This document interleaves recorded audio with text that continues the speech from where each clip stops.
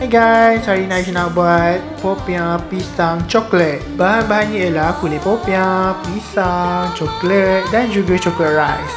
Okay, first kita buang dulu kulit pisang tu and then kita letak coklat rice seberapa banyak yang kita nak.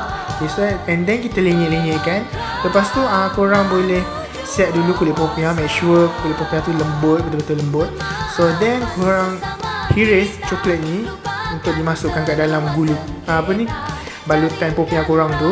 And then kita letaklah pisang bersama coklat rice tu macam ni. Lepas tu letak hirisan coklat yang kita dah hiris tadi. Lepas tu korang boleh gulung lepas tu. And then make sure korang sapu tepung macam tu lah, tepung cair tu supaya dia tak terbuka. So dah siap. Selamat mencuba.